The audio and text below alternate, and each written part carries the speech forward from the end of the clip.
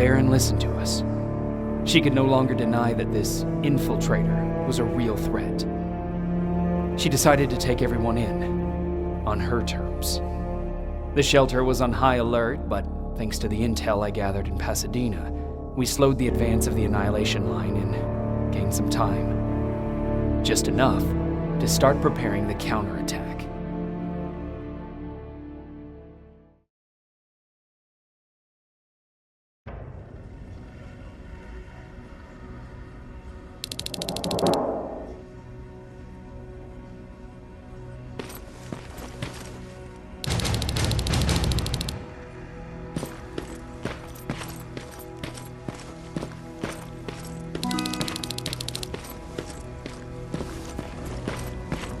Sergeant?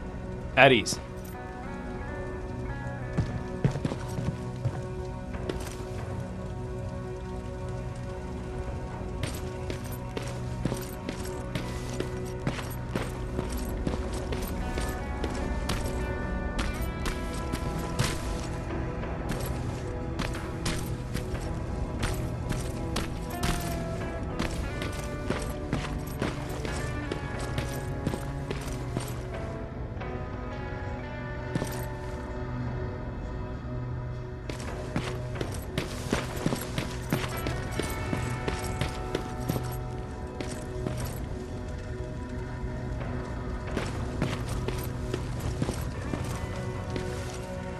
Well, look at you, Sergeant.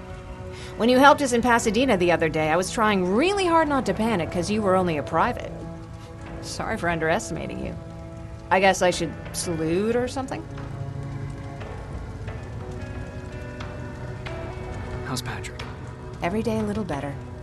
Aaron says he'll be back on his feet in no time. She's done a great job with him. I wish I could repay her somehow. It just doesn't seem that she needs anything. Getting ready for another scavenging run? No, I just came out here to catch my breath. Baron is giving us the entire evening off, believe it or not. Doesn't sound like her. I need to report to Baron.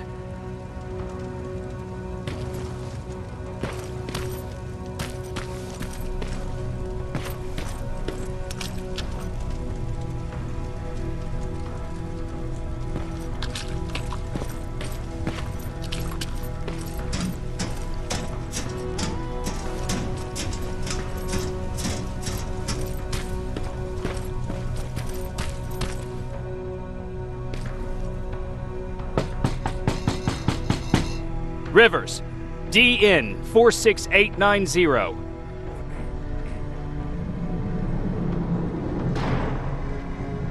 The commander is expecting you in the control room, Sergeant.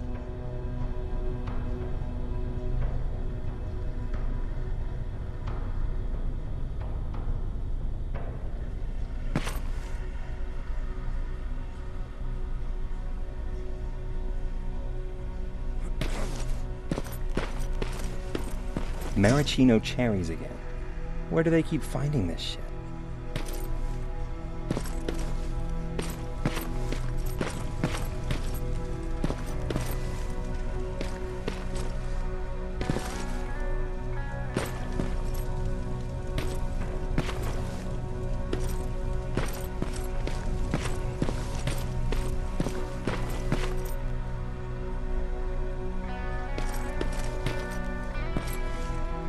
I don't get it. How did they bring that buggy down here?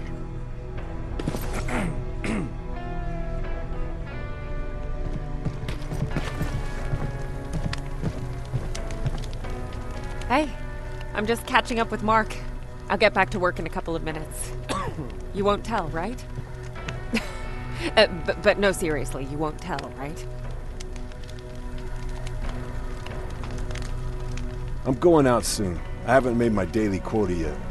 I still have 3 more rats to catch. If you see one, let me know, okay?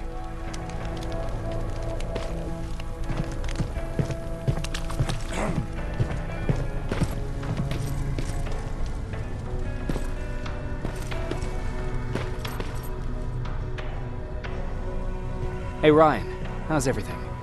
Exactly as you would imagine. Baron's keeping me busy. They weren't kidding when they said she's a hard ass. What happened after you started your camp? Honestly, not that much. At least not in the beginning.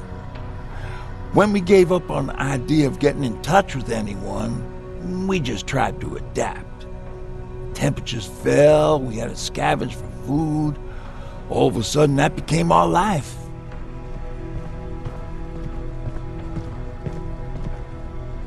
Didn't you try to reach home? Some people did. Most of us were scared of what we'd find if we did get home, so we conveniently said we're stranded here anyways, and stayed. Well, I know how stupid it sounds, but we managed to have fun in our little commune. I still had my guitar with me. We talked a lot about how we're gonna be famous, because we're the only living band in the world. You played in a band. I did. One of the few things I was better at than Tucker. He didn't have much talent, but he loved the idea of sex, drugs, and rock and roll, especially the first two. We were just stupid kids, not realizing what was going on. We paid the price for it the first time we saw a tin can. I was tuning my guitar when I heard a strange noise. I found out later that it was a T-400. Must have heard me play. It didn't even have the decency to look scary. Maybe if it did, we wouldn't have just stood there when it started firing.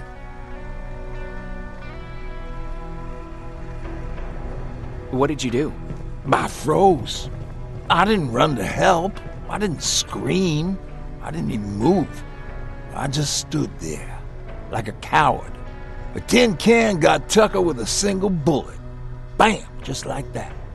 7 other people died before we finally destroyed that thing. Ironically enough, I was the one who delivered the final blow. Safe to say, it was the beginning of a new era.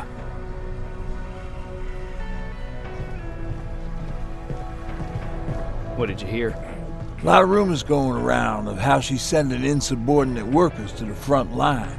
And by insubordinate, I mean people who ain't willing to work 18 hours a day, every day.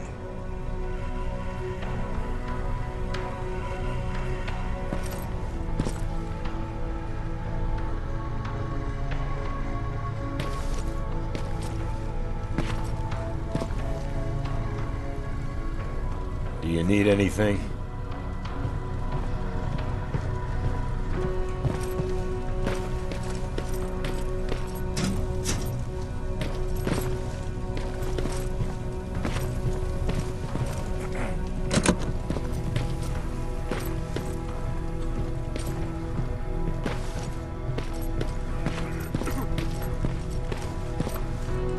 Are you all right? Me? Honey, I'm about the most well-adjusted person in this goddamn place. It's the others you should be concerned about. You mean Ryan? Ryan ain't so hot either, but that's another story. Jennifer? I'm worried about her. I'm the one that asked Baron to give her team a little break. Jennifer's been busy scavenging supplies for the soldiers, and she hardly had time to see Patrick. And now she's finally got a day off. She's avoiding him like the plague. How's Patrick doing? He's fine, but it wouldn't kill you if you checked on him yourself. Is there anything you need? No. I have to say the Resistance is pretty well supplied. Don't tell me you miss running errands for me. I don't believe that for a second. And what about something other than medicine? Honey, I'm not shy. I'll let you know if I need anything, okay? But thank you for asking. Take care.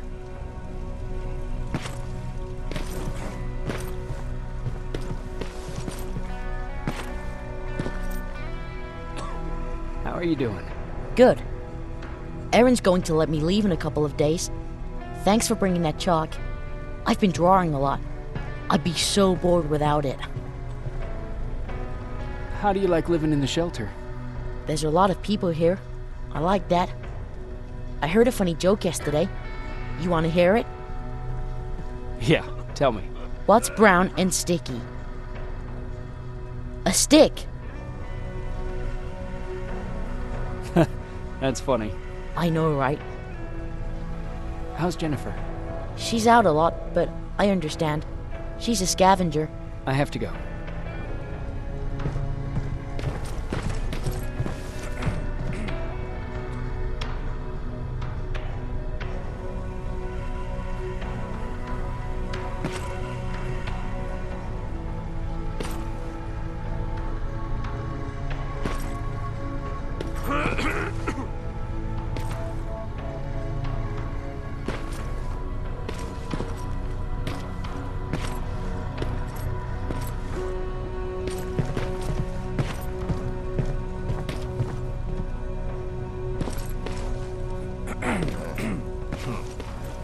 Alvin lost his spider scout again. Man, I saw it crawling through the shelter earlier. Almost gave me a heart attack.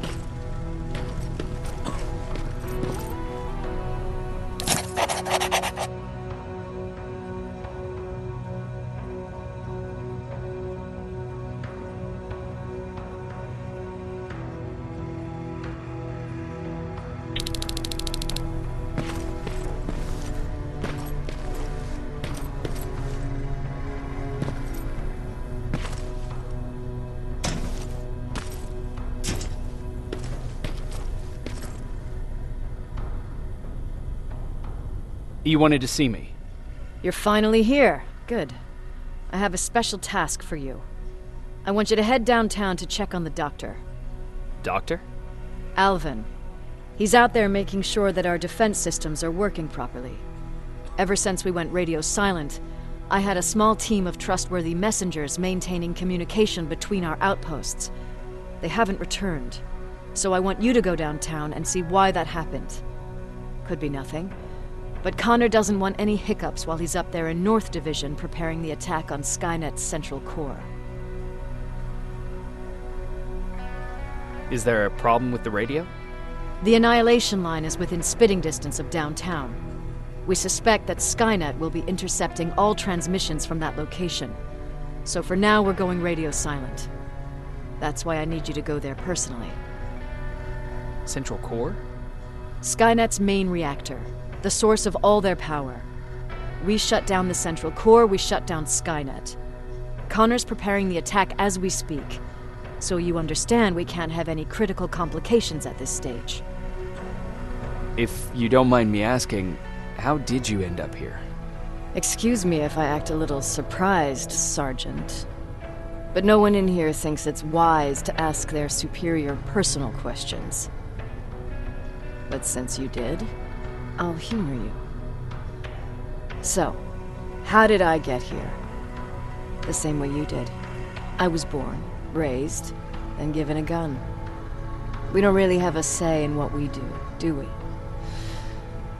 Or do I assume too much? Was it any different for you? Why do you fight, Sergeant? It's the right thing to do. There's nothing noble in what we do. Humans were fighting humans since the beginning of time. It just so happens that right now we have a common enemy. If it wasn't for the machines, we'd probably be fighting each other.